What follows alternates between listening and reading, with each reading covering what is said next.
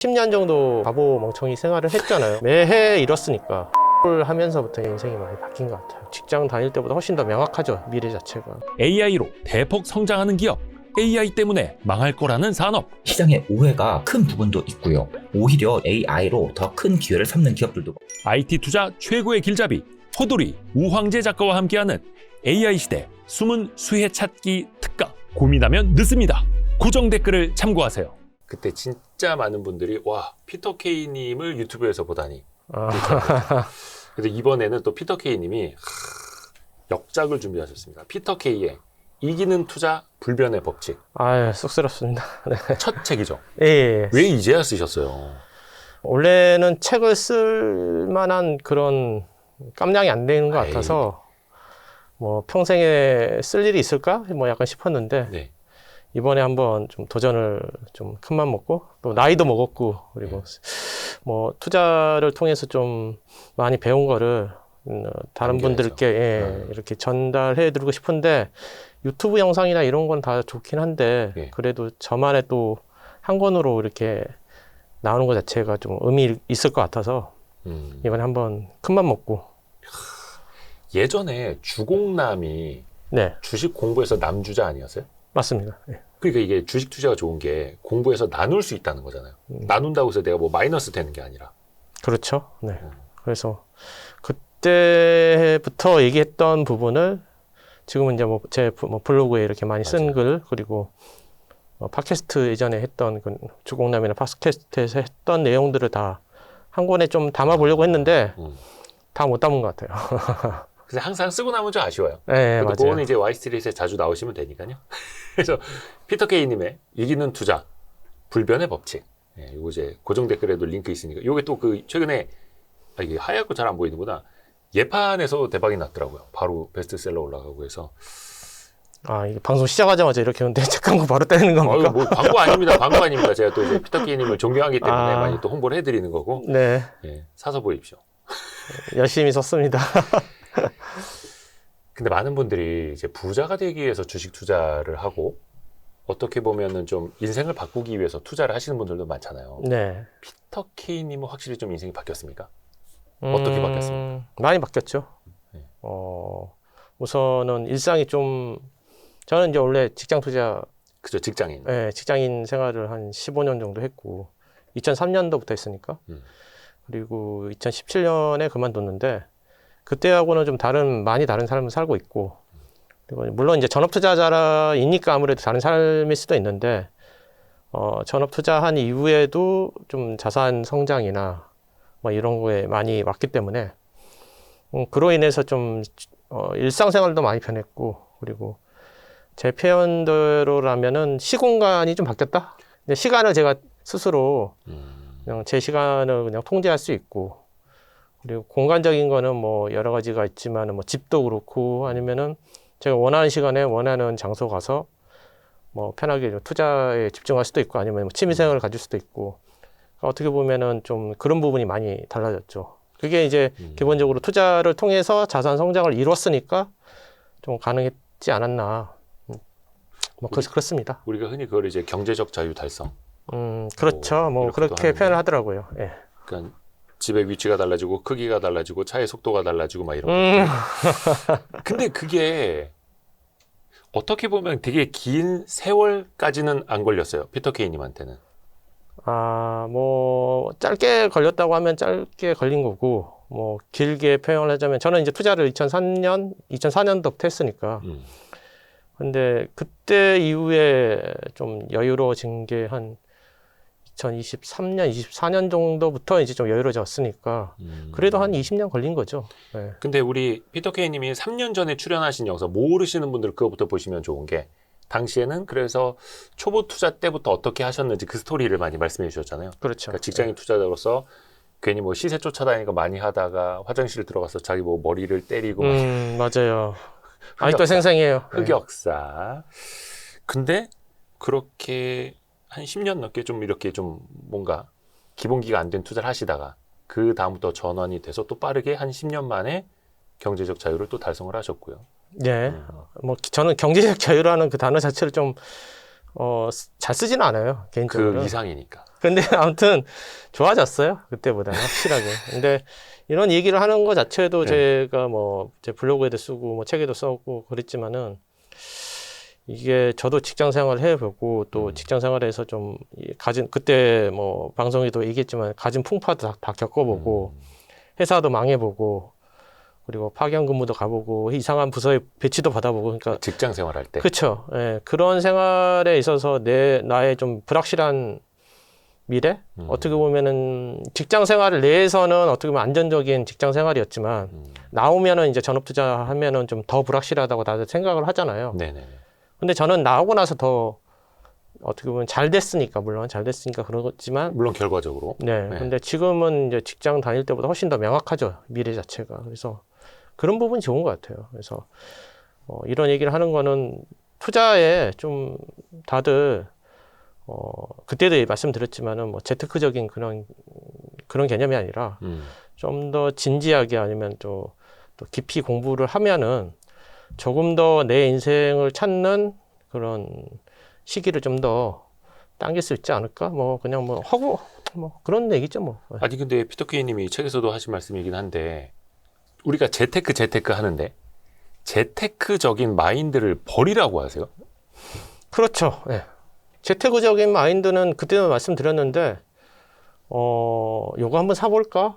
뭐 깊은 뭐 대충 공부하고 요거 한번 사볼까? 누가 좋다고 하니까 좀 사볼까? 이번에도 아마 많이 그랬을 거예요. 이번에도 주식시장이 워낙 하락이었잖아요. 화랑. 예. 예, 24년도부터 25년도부터 네. 작년부터 올해 초까지 엄청 화랑이었는데 나으니까.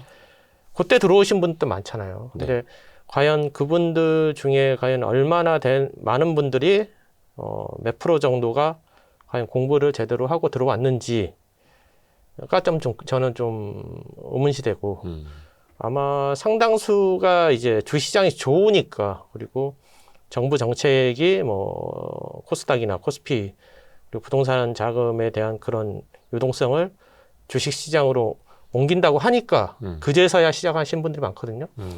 근데 시장이 좋으면 당연히 뭐 결과도 좋겠지만은 항상 그러리라는 법은 없고 또 최근에 보면 또 워낙 변동성도 심하고 그렇죠. 예, 멀미할 정도로 심하다 보니까 준비를 안 하시고 그냥 들어오신 분들 같은 경우는 쉽지 않은 시장. 그러니까 저는 이제 준비가 안 된 상태에서 들어온 투자자들을 그냥 이제 별도로 제 표현들을 하면은 뭐 재테크적인 마인드로 투자를 해서 하려고 하는 거 아닌가. 그러니까 너무 안일하게 들어온다라는 거예요. 좀 안일하게 한다면 또 제가 욕먹을 것 같으니까. 아니 근데 원래 피터케이님이 되게 뼈 때리는 말씀 많이 하세요. 되게 뭐라 해야 되나? 쓴소리라고 해야 되나? 네. 그러니까 남들이 듣기 싫어하는 소리를 좀 많이 하시는 스타일이죠. T죠? F입니다. F예요. 저 눈물 많아요. 네. F? 투자할 때만 T인 것 같아요. T라고요? 네, F입니다. 그러니까 그러니까 투자할 때 자는 T예요. 그럴 것 같아요. 네. 아니면 누구한테 조언할 때 완전 쌉 T. 글 쓸 때는 좀 T적인 좀 성향이 많이 나오는 것 같고요. 그래요? 저는 완전 T인 줄 알았는데. F예요. F. 아 진짜 완전 오늘의 최고의 반전. 그러니까 근데 이제 여기서도 그렇고 실력에 대한 이야기 많이 하셨는데 사실 사람들이 그 본인의 실력을 또 키우려는 노력보다는 그냥 돈 벌고자 하는 욕망이 먼저 사실은 많이 앞서가잖아요. 그렇죠. 저도 그랬고. 예. 제가 이 책을 낸 이유도 그런 거예요. 약간 그리고 재테크적인 마인드를 좀 버리라는 이유도 저는 한 10년 정도 완전히 바보 멍청이 생활을 했잖아요.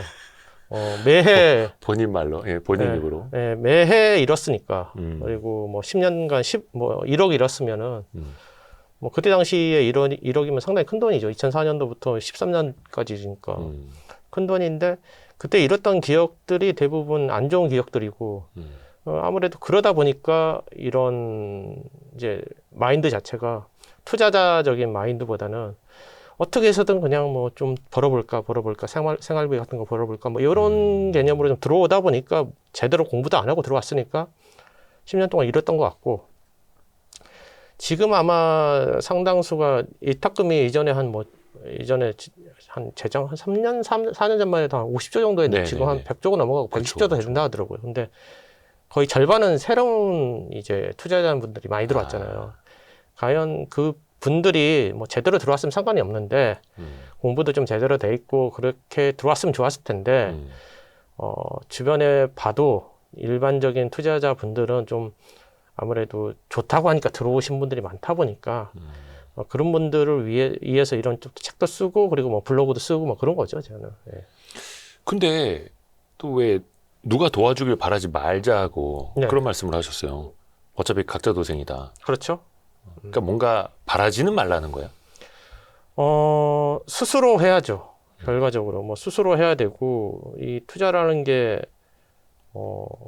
어려워요. 누가 가르쳐 주는 것도 아니고 제가 이제 제 표현대로 하면은 예체능이라고 표현을 하는데 예체능이요? 네, 투자가 예체능이? 그렇죠. 네, 저는 그렇게 생각을 합니다. 그래서 예체능이라면은 뭐 미술 뭐 이런 거잖아요. 아니면은 뭐 예술이나 아니면 체육이나 뭐 제 표현대로는 뭐 옛날 뭐 김연아 선수 뭐 피겨랑 이런 게 있잖아요. 근데 이론적인 게 있고 그리고 실전적인 게 있잖아요. 그 이론을 바탕으로 해서 실전적인 게 있잖아요. 근데 저는 그냥 투자에 있어서 이론은 한 30% 정도라고 생각을 하고 실전이 한 70% 정도라고 생각을 하거든요.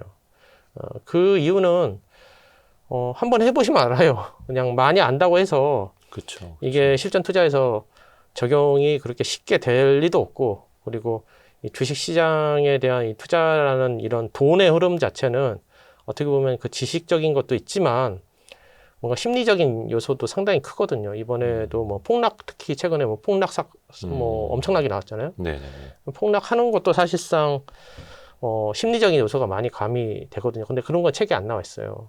이론적인 것도 없고 그러다 보니까 저는 이제 아무래도 투자는 예체능이라 좀 생각을 하고 그런 부분에 있어서 뭐 여러분 뭐 투자자분들이 조금 봐야 될 거는 저는 경험을 좀 많이 쌓아야 된다. 경험을 많이 쌓아야 된다 저는 생각을 합니다. 그러니까 투자는 완전 실전이죠. 저도 좀 최근에 놀랐던 것 중에 하나가 어떤 이제 텔레그램도 운영을 하는 분이고 뭔가 리서치를 되게 잘하더라고. 막 해외 기업들도 그러고 그래서 뭐 되게 똑똑하다. 네. 투자 잘하겠다 싶었는데 얼마 전에 거의 뭐 전업투자 사무실에서 아웃됐다는 거예요. 아, 그래요? 그래서 되게 의외다. 그러니까 이 진짜 투자를 잘하는 것과 많이 안다는 거는 동일시 되지는 않는다는 거죠. 그렇게 따지면 제가 최고 부자 아닐까? 많이 안다고 해서 된다고 하면은 사실 뭐 해당 분야에 계시는 분들이나 현업에 있으신 분 또는 그쪽 전문가분들 뭐 반도체면 반도체 그분들이 반도체로 돈을 엄청나게 버셨어야죠. 그리고 아니면 물론 이제 뭐 컴플라이언스 같은 것 때문에 투자를 못 하시겠지만은 애널리스트 분들이나 이런 분들도 돈을 엄청나게 버셨어야 돼요. 뭐 그 정도로 벌 정도 되면 이미 애널리스트 그만두고 나오셨겠죠. 근데 물론 봐야겠지만은 아주 극소수고요. 지식이 이 투자에 차지하는 비중은 저는 많아야 30%라 생각을 해요. 근데 그러함에도 불구하고 30%는 꼭 해야 된다. 왜냐하면 기본적으로 우리가 운동을 할 때도 뭔가 어떤 이론을 겸비를 하고 들어가야지 이게 어떻게 움직임이나 아니면 뭐 동작이나 뭐 운동 같은 것도 그렇잖아요. 아주 기본 기초. 안 그러면 다치잖아요. 그럼요. 네, 그런 것처럼 이론적인 건 최소한 이론적인 거 여기서 말하는 이론적이라는 거는 뭐 기업 분석이랄지 기업 분석 같은 거를 하는 방법이랄지 아니면은 좋은 기업을 뭐 어떤 식으로 분석을 하는 방법이랄지 또는 찾는 방법 또는 뭐 포트폴리오를 몇 프로를 가져가야 된다. 예를 들면 저 같은 경우는 뭐 한 5개에서 7개, 뭐 10개 이렇게 몇 개를 가져가야 되는지 그런 게 좀 갖춰지고 나서 들어와야 되는데 그런 거 없이 그냥 막무가내로 들어오면 아무래도 조금 힘들죠. 그러니까 기본기는 분명히 탄탄하게 되어 있어야 하고 사실 그 기본기가 차지하는 거는 한 30%밖에 안 되지만 네. 그게 없으면 사실은 생존이 어렵다는 거죠. 그렇죠. 생존 자체가 실전이니까 어렵죠. 여기는. 맞습니다. 실전판이니까. 네. 그 뭐 기업 분석이나 이런 거 이제 또 뒷부분에 좀 여쭤볼게요. 환경에 대한 그 강조도 많이 하세요. 주변 사람들. 네. 주변이 어떤가에 따라서. 사실 그것도 잘 만들어갈 필요가 있다고 많이 강조하시잖아요. 최근에 네. 저희 사무실에 와서 고민을 털어놓으신 이제 투자자분이 계셨어요. 네. 네, 그분하고 좀 얘기를 했는데 본인이 공부를 많이 하는데 예. 뭔가 좀 부족한 것 같다. 뭔가 2% 부족한 것 같다. 약간 네네네. 그게 본인은 어떤 건지 잘 모르겠다고 그렇게 말을 하더라고요. 그러니까 뭔가 확신성이 없거나 하여튼 뭔가 이 공부는 그 하루에 4시간, 5시간 하는데 뭔가 좀 부족한 것 같다. 그러니 고민을 털어놓더라고요. 근데 들어보면은 결국에 그분도 직장인 분이셨거든요. 네. 근데 저도 이제 직장 생활을 오래 했고 그 와중에 공부를 했잖아요. 근데 그런 게 필요한 것 같아요. 환경을 바꾸라는 거는 여러 가지가 있지만 물리적인 그런 환경 그리고 인맥적인 환경 뭐 그런 걸 좀 바꾸라는 건데 물리적인 환경이라면 어떤 거냐면은 대부분 직장인 분들은 직장 본업을 하시잖아요. 네. 그 안에서 투자 공부를 또 덧붙여야 되는 거고 시간 나는 대로. 근데 그런 환경이 사실 갖추기가 어려워요. 그렇죠. 시간적으로, 예, 시간적으로. 체력도 그렇고. 그래서 시간을 제가 아마 저번 방송에 나왔을 때 말씀드렸다시피 저 같은 경우는 뭐 회사를 한 6시 40분 정도에 출근해서 뭐 원래 출근 시간이 한 8시 반이었지만은 6시 40분에 7시에 출근을 해서 1시간에서 1시간 반 정도 시간을 내고 점심시간 때도 매일은 아니지만은 하루에 1시간씩 시간을 내고 퇴근 시간 때도 하루에 1시간씩, 2시간씩 시간을 내라고 했잖아요. 그래서 뭐 최소한 4시간, 5시간 공부하라고 했는데 예. 그런 물리적 환경을 완전히 좀 분리를 해야 된다. 그러니까 회사 생활과 나의 이런 뭐라 해야지 자아를 약간 분리를 해야 된다. 그런 느낌인 거지. 8시 반이나 9시부터는 회사 일하지만 그렇죠. 한 2시간은 먼저 가서 투자자로서의 삶을 살고 그렇죠. 이렇게요. 예. 회사 내에서 사무실 내에서 공부하면 안 되죠. 아, 그렇죠. 그거는 좀 그렇죠. 예. 네. 그래서 아예 저 같은 경우는 항상 카페 같은 데 가서 물리적으로 완전히 단절을 시키고 그 물리적으로. 그렇죠. 예, 그런 것도 있고 또는 뭐 인맥적으로나 주변 환경 바꾸라는 거는 이게 일반적인 투자자와 직장인 투자자분들과 저의 큰 차이점이 뭘까라고 좀 고민을 많이 해봤거든요. 네네. 근데 결론적으로 만나는 사람이 좀 다른 것 같아요. 그리고 하루 종일 생각하는 것도 좀 다른 것 같고 아무래도 직장인 분들은 본업에 대한 뭐 생업에 대한 게 아무래도 크잖아요. 그렇죠. 그리고 뭐 스트레스 받으면 거기에 대한 스트레스도 이제 계속 생각을 해야 되고. 그렇죠. 근데 이제 저 같은 경우는 아무래도 투자자적인 생각만 오로지 집중할 수 있으니까 그 약간 밀도가 좀 다르다고 해야 되나? 그러니까 투자에 대한 약간 그 깊이까지는 아니지만은 거기에 들이는 시간에 대한 밀도가 좀 다른 것 같아요. 그리고 만나는 사람들도 일반적인 투자자분들은 물론 스터디도 하긴 하시지만은 대부분 뭐 직장인 투자자분들 뭐 스터디를 하시다 보니까 그나마 그 정도면 다행인데 저도 이제 직장 생활을 해봤지만은 그때 당시에 제가 주식 투자 이야기를 나눌 수 있는 상대는 같은 직장인 동료 그 정도밖에 없었거든요. 근데 고만고만 하잖아요, 사실. 그렇죠. 뭔가 이렇게 나보다 더 나은 사람을 만나서 더 배우고 그렇게 해야 되는데 어렵잖아요. 그래서 저 같은 경우는 직장 다닐 때도 스터디를 한 2-3개 늘려서 최대한 제 본업과 상관없는 인맥들을 최대한 만들려고 했고 좀 그런 게 좀 필요한 것 같아요. 일반 직장인 분들한테는. 그렇죠. 근데 사실 절대 그게 또 쉬운 건 아닙니다. 뭐 6시 40분에 출근을 해서 네. 본업하기 2시간 전부터 뭔가 투자 공부를 하고 뭐 책에서도 말씀해 주신 것처럼 점심을 일주일에 몇 번은 그냥 혼자 먹으면서 투자 공부를 하고 그러니까 자발적 아웃사이더가 되라는 건데 그렇죠. 그렇게 해서 물리적으로 아예 직장인으로서의 자아, 투자자로서의 자아를 이제 구분하라는 건데 물론 그게 쉬운 건 아니죠. 힘들지 않으셨어요? 재밌었는데요. 저는.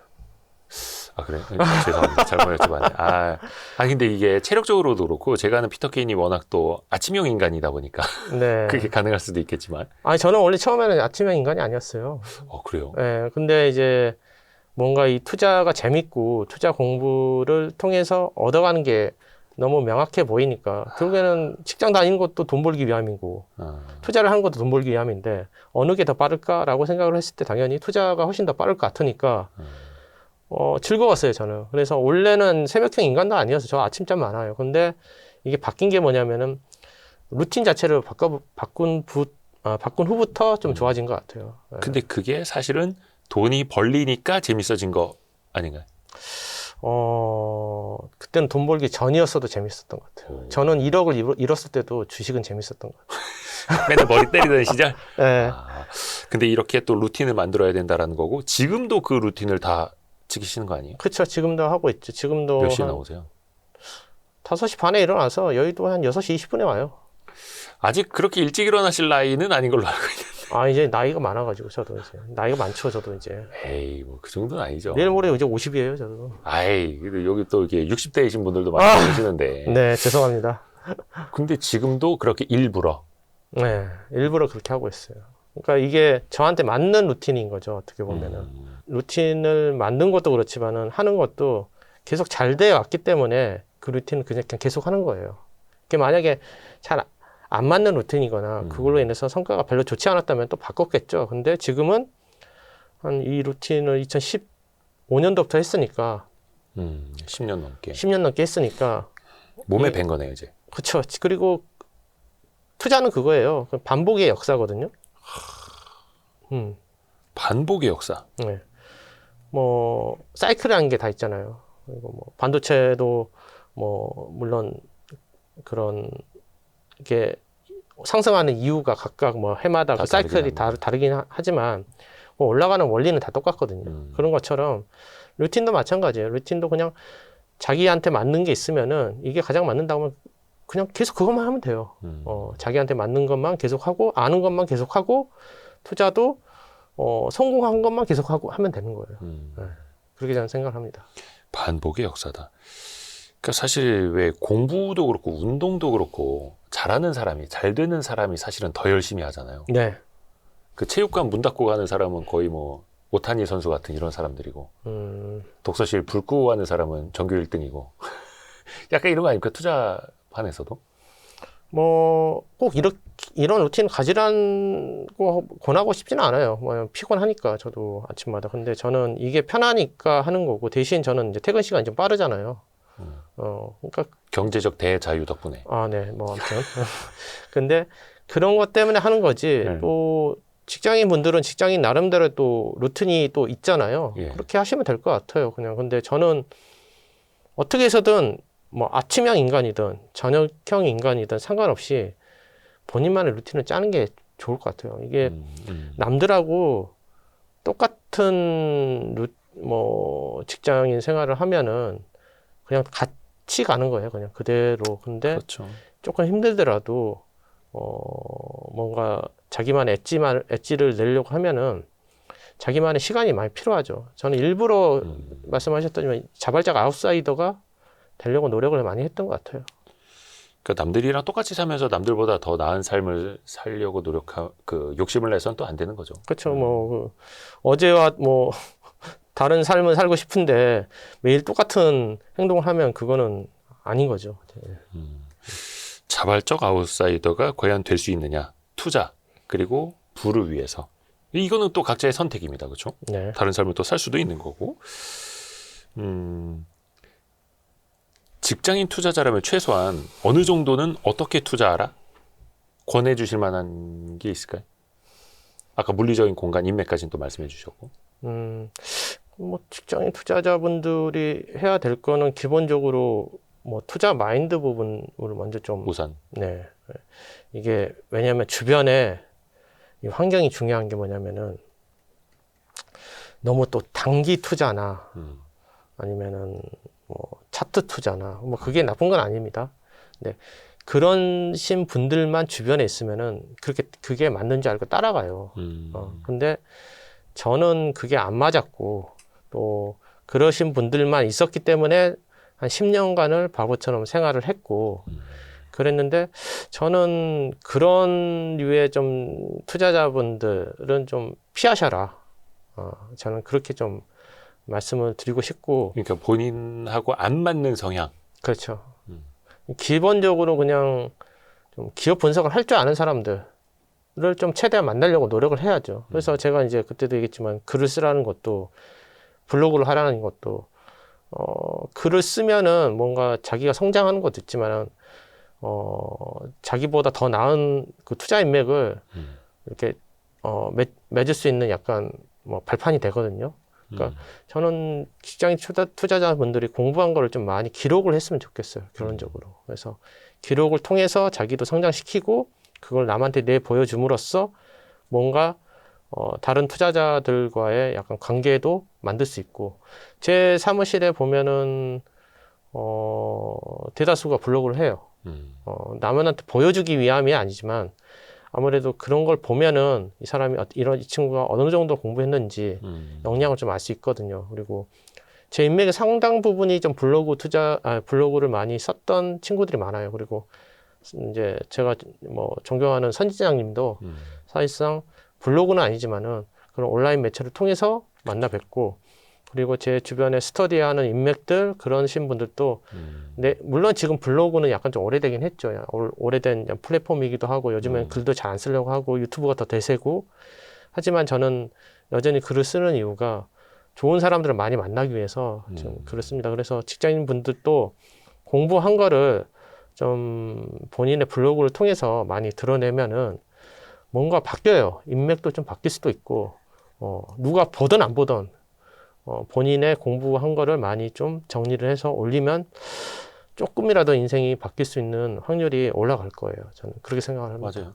그러니까 저희도 왜 YG 클럽 통해서 또 노다제 IR 노트 쪽에다가 최근에 그 정기 주총 시즌이었으니까 저희가 주총을 다 다니지 못하니까 그 주총 후기, 맞아요. 네. 주총 컨콜 내용들 저희가 이제 모아야 되는데 다 없잖아요. 그래서 그 참석하신 분들 블로그를 저희가 찾아다니면서 댓글로 이 글을 좀 저희가 활용을 해도 될까 대신에 저희가 YG 클럽 한 달 무료 쿠폰 드리거나 막 이렇게 하거든요. 또 어떤 분들은 또 그렇게 피드백을 주시는 거예요. Y스트리트에서 와서 내 블로그를 봐주고 내 글도 퍼가지고 무료 쿠폰도 나는 받게 됐고 막 인정받기 시작을 했다라는 것도 그분들이 좋으신가 봐요. 맞아요. 네. 그러니까 이게 또 어떻게 보면 이제 선순환이 되는 거잖아요. 그렇죠. 저는 제 인생이 바뀐 게 그때도 말씀드렸지만 2014년도에 네이버 카페를 하면서 제가 바뀌었고 그때 당시에 썼던 글 보면 다 조회수가 0이에요. 0, 1, 2. 예. 근데 그때 누가 보든 안 보든 그냥 저는 했거든요. 근데 거기에서 선진장님을 만났어요. 그 글을 통해서. 조회수 1위였는데 그 1위 선진장. 그 정도는 아니었는데 아마 제 기억으로는 한 카페 원수가 제 공부 용도였지만 한 50명 정도 됐을 때 그 50명 중에 이제 선지장님 계셨죠. 근데 그때는 두 분 다 이렇게 막 콧물 흘리고 막 이럴 때. 그렇죠. 그래서 잘 못할 때 만나가지고 네. 15년도에 이제 만나서 그게 인연이 돼서 서로 많이 교류를 하고 또 그게 또 인연이 돼서 이제 팟캐스트도 하고 팟캐스트를 하다 보니까 이제 거기서 남산 형님도 만나서 남산 형님 사무실을 갔고 남산 주성님. 네. 그리고 남산 주성님 사무실에서 이제 많은 기라성 같은 그런 선배님들의 투자 방식을 뭐 제가 따라하지 못했지만 약간 롤모델처럼 대단하신 분들이 많았잖아요. 그때까지만 해도 제가 이제 과연 저렇게 될 수 있을까? 약간 그런 생각을 했는데 결국에는 어느 정도 지금은 뭐 따라갈 만큼 따라가고 있고 넘어서지 않았네. 그건 근데 예.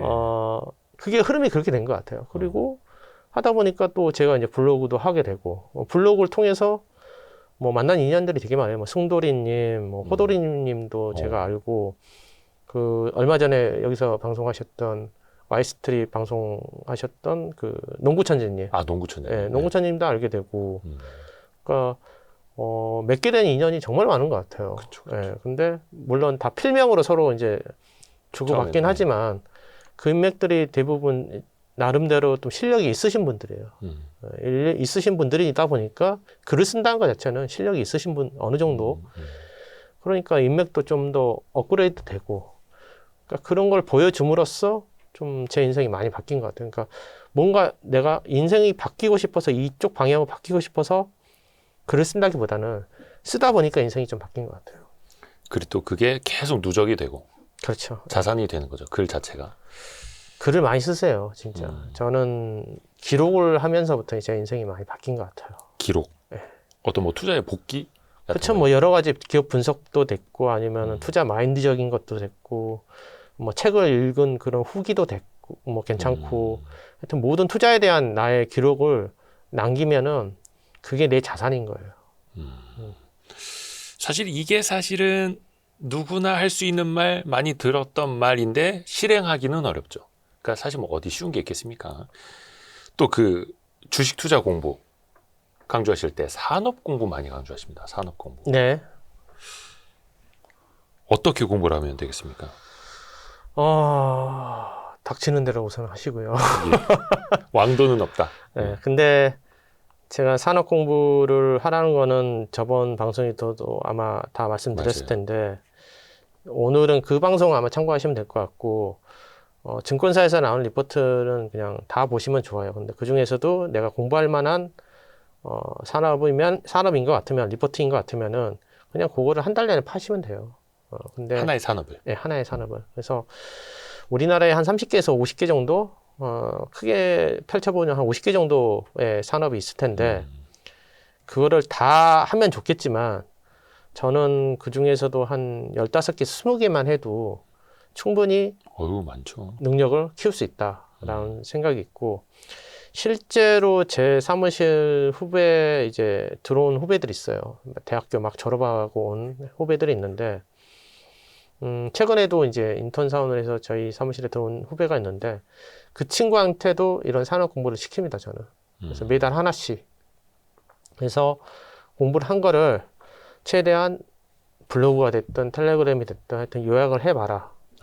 요약을 나를 하고, 위해서 뭐 요약을 해와라가 아니라 너를 그렇죠. 위해서 너의 블로그에. 그렇죠. 요약을 하고, 그 자료는 우선은 자료 모으는 게 처음에 힘들어요. 근데 뭐 대부분의 자료가 남의 블로그나 아니면은 유튜브나 아니면은 증권사 리포트나 이런 걸 찾는 거죠. 거기에서 제일 중요한 거는 이제 목차를 먼저 정한 다음에 목차를 정한 다음에 이 산업이 어떤 산업이고 이 산업을 공부하는 목적이 뭐고 그리고 이 산업에 있어서 성장성이 얼마나 되고 저는 성장성이 나오는 산업이든 아니든 성장성이 얼마나 되고 이 산업이 어떤 식으로 움직이는지에 대한 뭐 사이클 산업인지 뭐 성장 산업인지 이제 막 시작한 산업인지 이런 걸 해보고 가장 중요한 거는 그 모든 산업은 요즘에 우리나라는 특히 제조업 베이스의 산업이 많잖아요. 네. 그럼 제조업 베이스라고 하면은 대기업들이 많이 좀 제조업에 많이 관여를 하지 않습니까? 네. 그러면 그 대기업 SK면 SK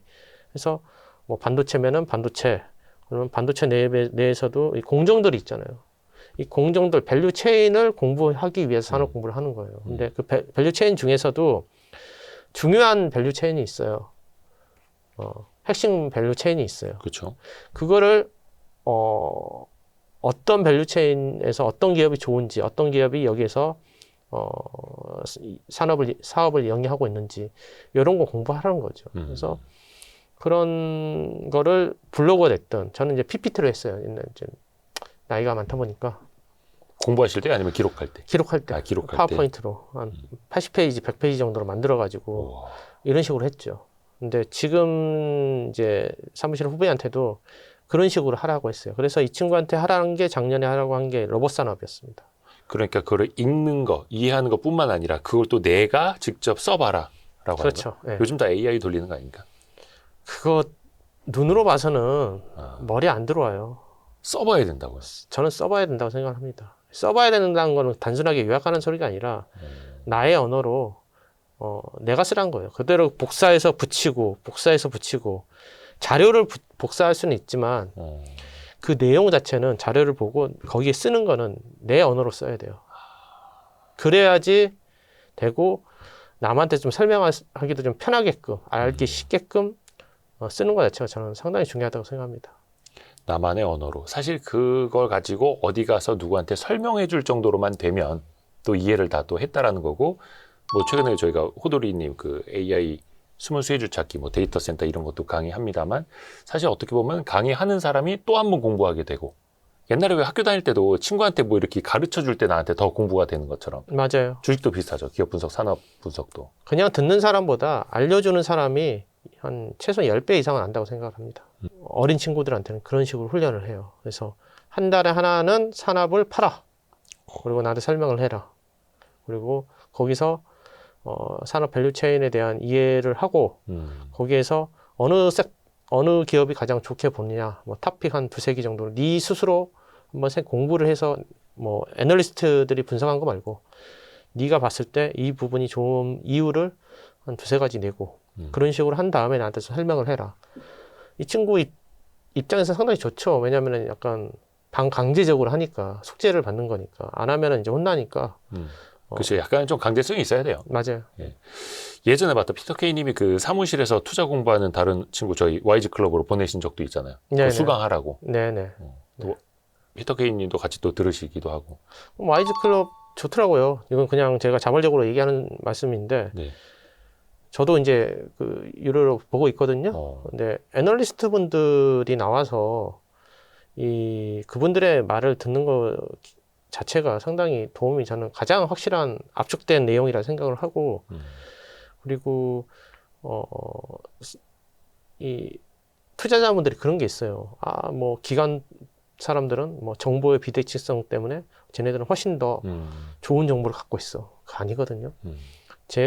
저도 이제 뭐 운용사 쪽도 관심이 있었고 실제로 지금 저희 사무실에서도 이제 증권사 서비스를 받으면서 애널리스트 분들 모시고 와서 얘기를 들어요. 한 번에 오실 때면 1시간씩. 근데 와이스트리트에서 나온 내용이랑 똑같아요. 어차피 거기는 다 정해진 내용과 그거를 똑같은 내용을 전달을 할 수밖에 없는 상황이니까 오히려 와이스트리트에서는 질문을 많이 할 수 있잖아요. 그렇죠. 구독자분들이 직접. 저는 그런 거를 찾아봐야 된다고 생각을 해요. 요즘 시대는 정말 좋아진 것 같아요. 예전에는 그런 게 없었거든요. 뭐 애널리스트를 만날 기회도 없었고 그분들의 이야기를 들을 기회도 없었고 산업적인 이야기 특히 들을 기회가 없었는데 요즘에 유튜브만 검색을 해도 그 애널리스트 이름만 쳐도 쭉 나오잖아요. 뭐 3프로 TV랄지 아니면 와이스트리트랄지 뭐 여러 채널에서 많이 나오잖아요. 그런 것만 보셔도 제가 보기에는 어느 정도 충분히 도움이 될 것 같고 와이스트리트 좋은 것 같아요, 진짜.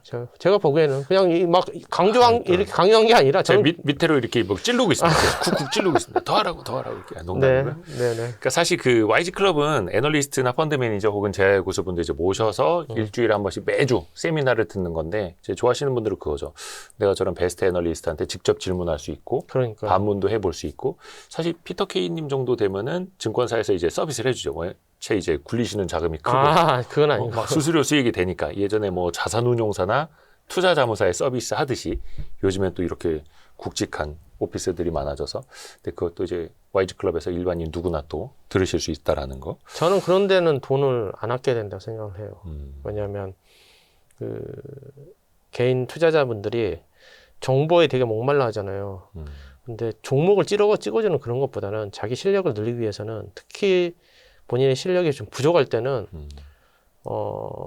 자기 실력을 늘리는 데 투자를 많이 해야 된다고 생각을 해요. 그래서 쓸데없는 데 돈 쓰지 말고 뭐 좋은 책을 많이 사 읽는다랄지 투자 구루들 또는 애널리스트 분들의 뭐 무료로도 들을 수 있잖아요. 유튜브 요즘 그렇죠. 치면은 맘만 먹으면. 그렇게 해도 되고 좀 더 디테일하게 보고 싶으시다면 이런 뭐 이선혁 이사님 뭐 강의랄지 아니면은 최근에 저도 들었지만 그 바이오 강의 저도 유료 해내서 들었는데 엄민용 위원님 그 엄니버스. 그것도 좋았고 그러니까 이 산업을 디테일하게 파는 데 있어서는 저는 돈을 안 아껴요. 그러니까 종목 찍어주는 게 아니고 나의 성장을 위한 이거 역시 투자죠. 나를 위한 투자. 그렇죠. 여러분 이거 뭐 약속 대련 이런 거 아닙니다, 여러분. 진심. 왜냐면 최근에 뭐 선진장님 또 뭐 포즈랑님 YG 클럽을 또 뭐 이렇게 홍보해 주셔가지고 그랬어요? 또 많이 알려주고 있어요. 아니 왜냐면 잘 모르시는 분들이 아직도 많더라고요. 근데 이미 투자 고수분들이 또 더 열심히 또 그렇게 공부를 하신다는 거. 저는 산업 공부가 그렇게 재밌더라고요. 그죠, 몰랐던 거. 그리고 이게 또 신기한 게 산업 공부를 이제 기초는 해놓는데 응용은 또 항상 변합니다. 아까 말씀하신 그 산업의 어떤 변화 사이클에 따라서 네네. 그 흐름을 또 읽는 것도 하나의 또 재미죠. 투자 판단이나 그 심리 관련된 것도 사실은 또 많은 개인 투자자분들이 또 알아두시면 좋은데 네. 피터 K님은 그동안 손실 보신 케이스도 있으실 거 아니에요? 네. 뭐 후회했던 적도 혹시 많으세요? 투자하시면서?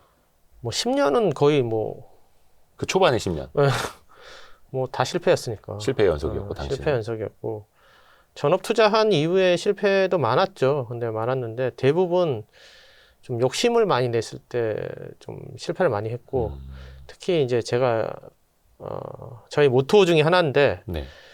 단반 게임은 하지 말자. 뭐 아니면 도. 그러니까 예를 들면은 바이오로 치면은 바이오 종목들이 어떤 신약을 개발을 하잖아요. 네. 임상 3상에 대한 결과가 나올 거 아닙니까? 네. 며칠에 이렇게 나올 예정이다. 그 뭐 기대감이 이렇게 올라가잖아요. 음. 근데 그 결과가 나왔을 때 성공 아니면 실패잖아요. 네. 그런 거 같은 경우는. 그런 류의 투자는 저는 안 합니다. 이렇게 막 가려진 패를 이렇게 까봐야 예, 그런 건 하지 말자. 확률이 50대 50이잖아요. 어. 물론 그 공부를 많이 하신 분들은 그거에 대한 성공 확률이 더 높을 것이라고 얘기를 하지만 세상에 뭐 100%는 없잖아요. 네. 네. 아니면은 그런 것도 있어요. 그 뭐 수주가 나온다 하더라. 뭐 시장에서 돈은 카더라. 네, 카더라. 근데 그 수주가 나올 수도 있고 안 나올 수도 있잖아요. 네네네. 그런 거에서 저는 많이 잃었던 것 같아요. 그렇기 때문에 저는 이제 최근에는 그런 투자 좀 안 하는 것 같아요. 이게 패를 딱 까봤을 때 뭐 아니면 도. 성공하면 뭐 혁명, 실패하면 역정 뭐 이런 거 있잖아요. 그게 그런 거 안 합니다. 저는 이제. 이게 사실 그게 또 생존 편향에 빠질 수 있는 게 그 뭐 아니면 도에서 뭐가 연속으로 나오신 분들이 있어요, 분명히. 그렇죠. 네. 근데 이건 버핏도 이야기한 것처럼 미국 전국 가위바위보 대회를 하더라도 지역 우승자 나오고 전국 우승자가 나온다, 확률적으로. 사실 그런 거잖아요. 그 사이에서는 또 무수히 저물어 간 사람들이 있는데 거긴 또 보이지 않으니까. 네. 반반 게임은 하지 않는다. 그리고 저는 뭐 이제 좀 먼저 보내드렸지만은 그 손실을 좀 두려워하지 말았으면 좋겠어요. 개인 투자든. 잃는 걸 두려워하지 말라고요? 네네네. 많이 맞아봐야 돼요. 나는 이미 벌었다 뭐 이런 겁니까? 아니. 그게 아니라 네. 진짜 많이 맞아봐야 돼요. 손절 처리를 많이 해봐야 돼요. 네. 손절 처리를 많이 해봐야 되고, 이게 투자라는 게 결국에는 확률적인 게 아니지만 확률적인 거거든요. 어떻게 보면. 내 판단이 맞느냐 틀리냐잖아요. 그리고 투자를 한 번 하는 게 아니라 다양한 종목이 하잖아요. 그리고 여러 번 하잖아요. 네. 그러면은 예를 들면 저 같은 경우는 한 10개 중에 한 3개는 틀려요. 아직도. 그러니까 어느 종목에 투자를 했을 때 그 틀리다는 게 손실이죠, 손실.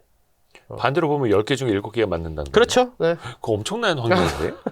근데 이제 10개 중에 뭐 보통 보면 한 2-3개는 정말 크게 번 적이 있고, 그리고 한 4-5개는 그냥 고만고만한 수익률, 그리고 한 3개 정도는 항상 틀리더라고요. 그 손절을, 확률적으로. 네, 손실을 보더라고요. 근데, 그 투자를 했을 때 여기서 수익이 날 수 있는 확률을 높이는 방법은 많이 틀려봐야 될 것 같아요. 전 개인적으로 그렇게 생각을 합니다. 많이 틀려봐야지 그런 투자를 안 하게 되는 거예요. 그냥 손실을 봤다고 해서 거기서 끝나는 게 아니라 그거를 복기를 해야죠, 당연히. 내가 왜 이 투자를 했고, 근데 왜 손실을 보게 됐고, 그 손실의 처리를 하는 과정에서 내가 어떤 행동을 했고, 어떤 마음을 가졌고, 왜 이걸 손절 처리를 했는지에 대한 명확한 사유를 다 쓰고, 앞으로 뭔가 좀 잘못됐고, 이걸 어떤 식으로 수정을 해야겠다까지 쓰고 나서 손실 처리를 해야 된다. 손실 처리를 하더라도 그렇게 해야지 이게 결국에는 실패의 확률을 낮춰야지 성공의 확률이 올라가는 거잖아요. 그렇죠. 네, 틀린 거를 많이 해봐야 그 짓을 안 한다. 저는 그 주의예요. 저는. 예전에 이창호 구단이었나요? 그 바둑 잘하시는 분들도 사실은 승리한 대국보다는 패배한 대국에서 더 많은 걸 배울 수 있다라고 말씀들 하셨잖아요. 좀 네. 비슷한 거긴 하네요.